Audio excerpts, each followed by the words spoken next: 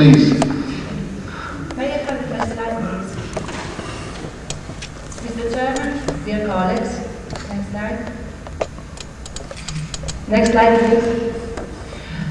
As you know, survival of vascular access is of great importance for persons undergoing chronic hemodialysis, and thrombosis of the fistula represents a crucial morbidity factor for these patients. It is commonly believed that frequent cannulations could shorten fistula survival. We report on our experience with the detailed dialysis program, both home and center dialysis, started in the early 1980s. Next slide, please.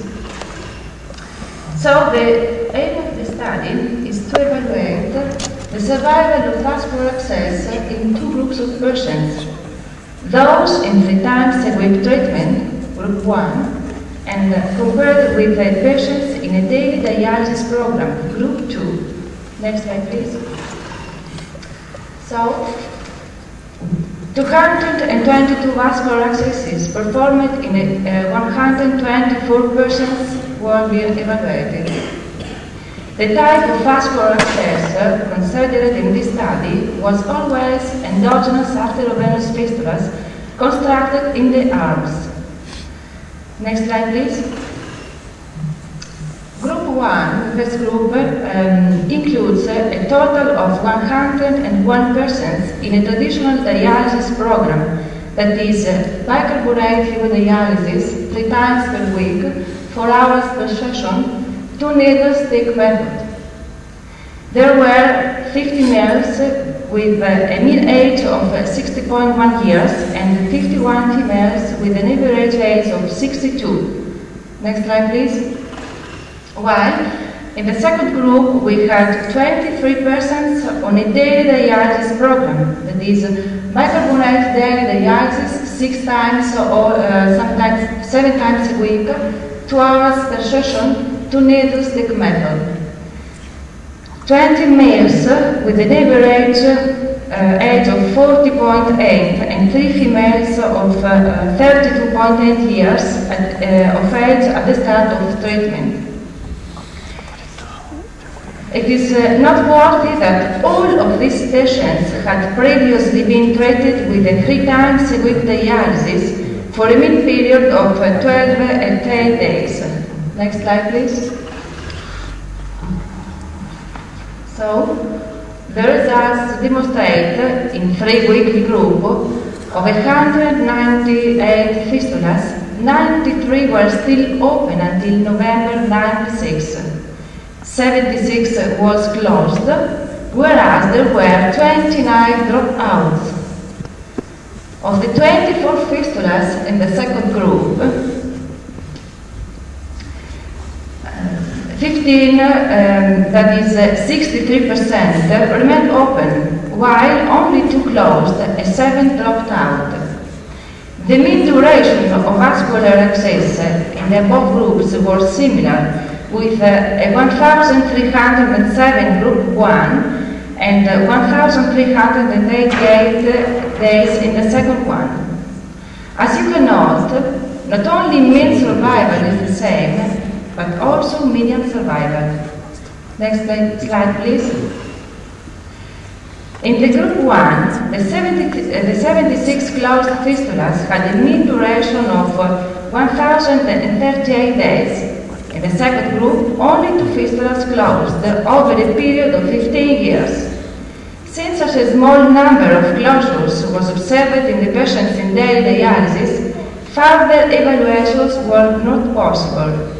It must be underlined that these results were obtained in patients who had previous, often long experience of 3 times weekly hemodialysis.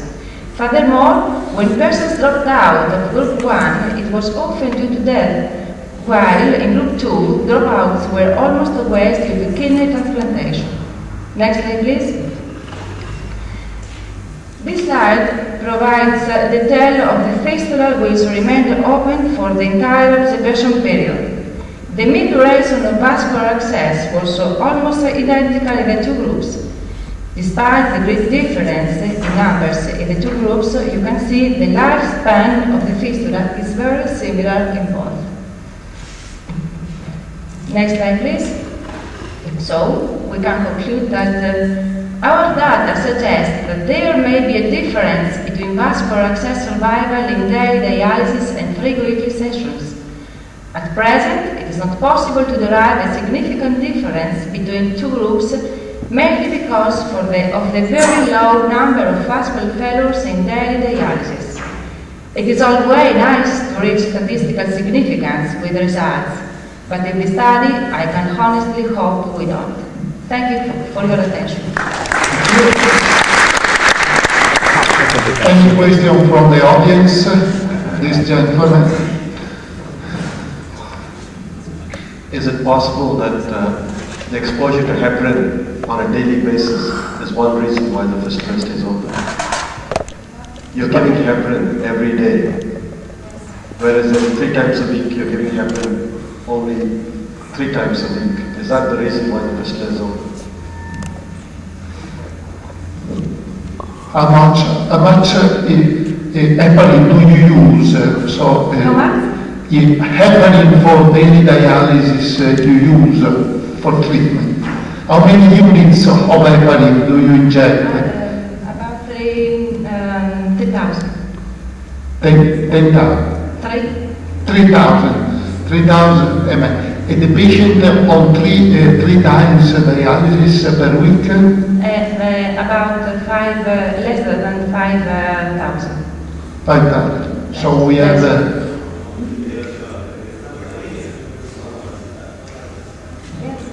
Yes. Same. Okay, but the effect of heparin on the time is important, also the quantity.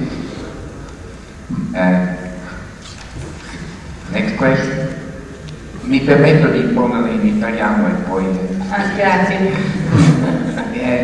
Lei ha avuto anche delle protesi o erano tutte? No, erano tutte fistole... E per questo perché io volevo sapere una cosa, che io penso che quello che potrà capitare con le protesi potrebbe essere una incidenza più elevata delle pseudoaneurismi a causa di una frequenza aumentata di tumori.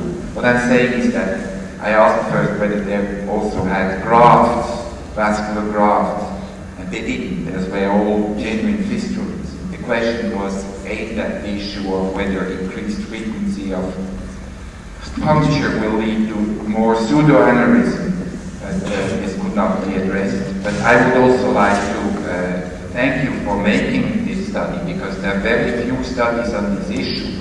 And if you permit me, I would like just to add something we presented at the last ASN. We looked at the incidence of vascular access failure in relationship to the blood flow used during dialysis, and we did not find any correlation of access failure and blood flow used during the dialysis procedure. This is another point of view of the study. We have evaluated also the blood flow, but this is another point of view. There is not a significant difference. My quickest question: who placed the needles? Yes, at the home center, dialysis needles are placed by the partner's persons or almost by the same person. Whereas in the center dialysis, the nurses place the needles. This is very, this is important. Yes, it's very important. They say. Okay. No, si cambia permanentemente. Yes, 15. Okay, thank you for this contribution. We move on